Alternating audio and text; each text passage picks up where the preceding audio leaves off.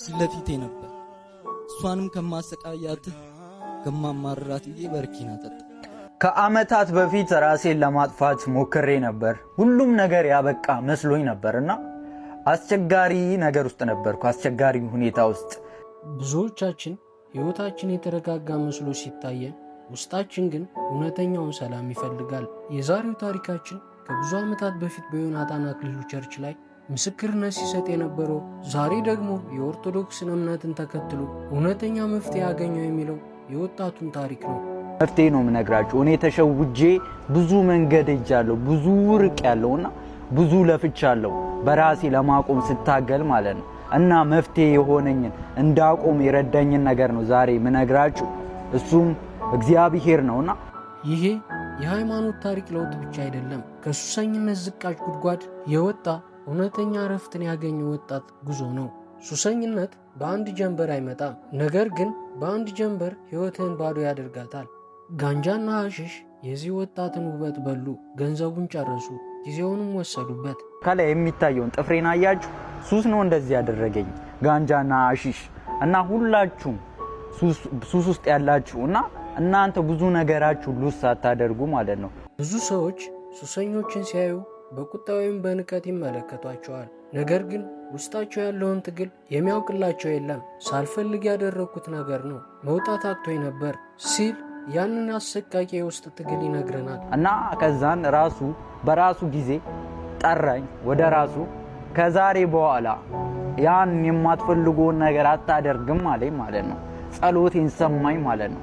የሁላችሁንም ይሰማችኋል።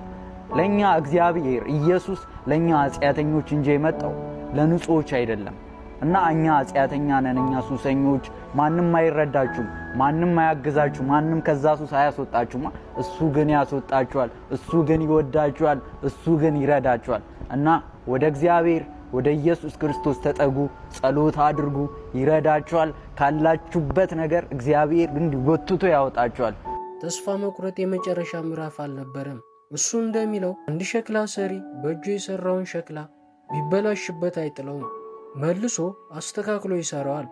አንድ ሸክላ ማለት ነው በሸክላ ሰሪው እጅ ቢበላሽ በሸክላ ሰሪው እጅ ስለሆነ ቢበላሽም እዛው ያስተካክለዋል ማለት ነው።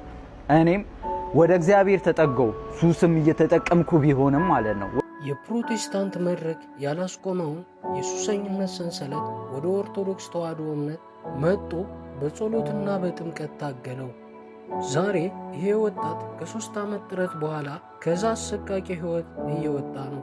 እጆቹ ላይ ያሉ ጠባሳዎች የድሮ ጨለማ ሕይወቱ ማስታወሻ ቢሆኑም አሁን ግን የሕይወቱ አዲስ ምዕራፍ ተጀምሯል። የወደቅንበት ቦታ ምንም ይሁን ምን፣ የተበላሸንበት ደረጃ ምንም ያህል ቢከፋ፣ እውነታው ግን አምላክን ፍለጋ ከተጓዝ እረፍት ማግኘታችን አይቀርም። ባለማወቅ ብዙ ተጉዣለሁ። እኔ እንደሆንኩት አትሁኑ። ይሄ ለ3 ዓመት ሞልቶታል። አሁን እየጠፋልኝ ነው። አያችሁ ብዙ ነገር። ይሄ ከላይ የሚታየው ይሄ ትንሹ ነው። ብዙ ነገሬን አሳጥቶኛል። ለማቆም ሳልፈልግ እያደረግኩ እናንተንም እረዳችኋለሁ። ሳትፈልጉ እያደረጋችሁ እንደሆነ፣ መውጣት ከብዷችሁ እያደረጋችሁ እንደሆነ እረዳችኋለሁ። ግን ባለማወቅ ነው ይሄን ሁሉ የሄድኩት። እንደኔ እንዳትሸወዱ ጋይስ።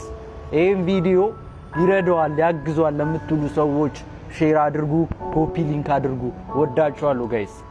በሱሰኝነት ውስጥ ያለው ወዳጅ ካላችሁ ይሄን ቪዲዮ ሼር በማድረግ ተስፋ ሁኗቸው። ሐሳባችሁን ኮሜንት ላይ አስፍሩልኝ።